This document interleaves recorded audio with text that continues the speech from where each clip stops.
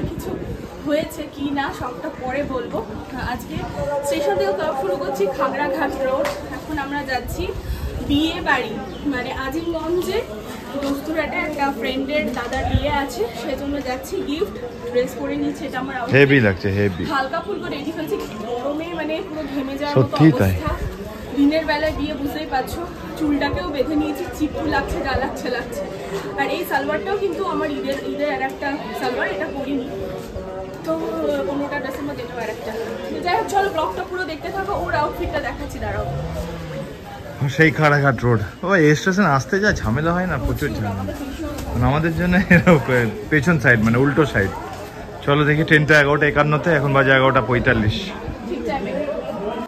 এই যে তোমাদের দাদা ভাই, ওর আউটফিট হলো এটা, প্যান্টের সাথে একটা শার্ট, এটাও নতুন এই শার্টটা। তো ওর আর কি সানস্ক্রিন মেখে না, আর চলো রেডি হয়ে। সত্যি আমাদের ট্রেন চলে এসেছে, এবার আমরা উঠবো ট্রেনে। চলো সোজা আজিমগঞ্জ। বিয়েবাড়িতে এসেই প্রথমে সবার সাথে পরিচয় আলাপ পর্বটা সেরে খাবারের জায়গায় চলে এসেছি। যার দাদার বিয়ে তাজিয়া, ও বলছিল চলো আগে তোমরা খেয়ে নাও, কেননা আমরা আবার ট্রেন ধরে ব্যাক করতে হবে, সেই জন্য। ভীষণ গরম, কিন্তু তবুও গরমের মধ্যে ফ্রেন্ড যেহেতু আসতে তো হবেই বিয়েবাড়ি।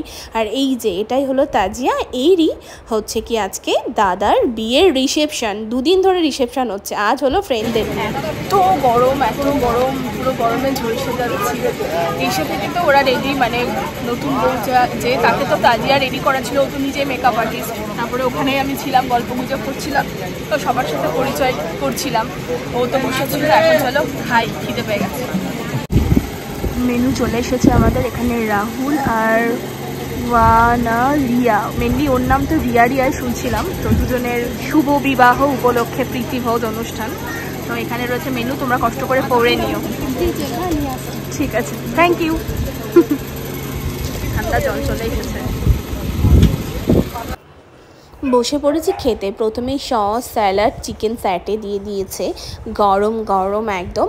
এরপরে হচ্ছে কি ফ্রাইড রাইস, তার সাথে পনিরের একটা মিক্স ছিল, দিয়ে দিয়েছে। পাতে পড়ে গেছে এই যেই পনির আর ফ্রাইড রাইস। তারপরে হচ্ছে কি গরম গরম ধোঁয়া ওটা সাদা ভাত, মুগ ডাল, আর তার সাথে হলো এই যে দই কাতলা। জাস্ট দারুণ ছিল দই কাতলাটা খেতে। আর এরপরে আমার সব সময়ের জন্য ফেভারিট মাটন কষা, লাল লাল ঝাল ঝাল মাটন কষা পড়ে গেছে পাতে রগরগে। আরও হচ্ছে কি গ্রেভি নিচ্ছি, পরে নেব মাটন। খাওয়া দাওয়াটা চলো সেরে নিই। খাওয়া দাওয়া সারার পরে চলে এসেছি বউ যেখানে বসেছে সেখানে।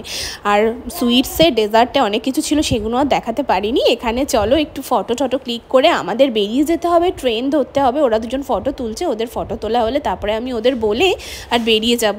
ভীষণ গরম ছিল। যা বিয়ে বাড়ি থেকে বাড়ি চলে এসেছি। বাড়ি এসে ফ্রেশ হয়েছি, ফ্রেশ হয়ে মানে মুখটা ফার্স্টে ফ্রেশ করে তারপরে গলা দিয়ে গা ধুয়েছি। এবার শান্তি, মানে গরমে এত গরম। যাই হোক বিয়েতে গেলাম, খাওয়া দাওয়া বেশ ভালো হলো, তাজিয়ার সাথে দেখা হলো, ওটা একটা বেশ ভালো লাগলো। তো চলো এবার একটু রেস্ট নেব।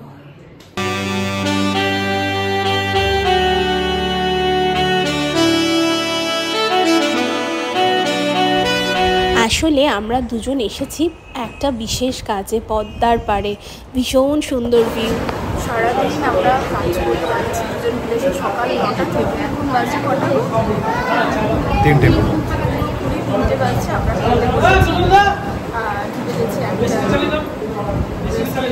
চলো খাবার অর্ডার করেছি, ভেজ থালির সাথে ফাইনালি চলে এসেছে ভাত, চাটনি, ডাল, মিক্স ভেজ, এঁচড়ের সবজি চলে এসেছে। এখানে আমাদের মুদ্রার ইলিশ।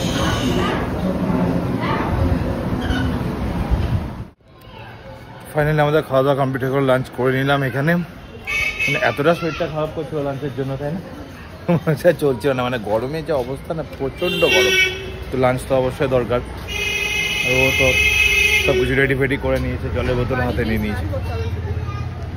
শান্ত, অবশ্যই শান্ত করতেই হবে, নাহলে উপায় নেই। চলো গাড়িটা ভারী। দেখি চাবি কই?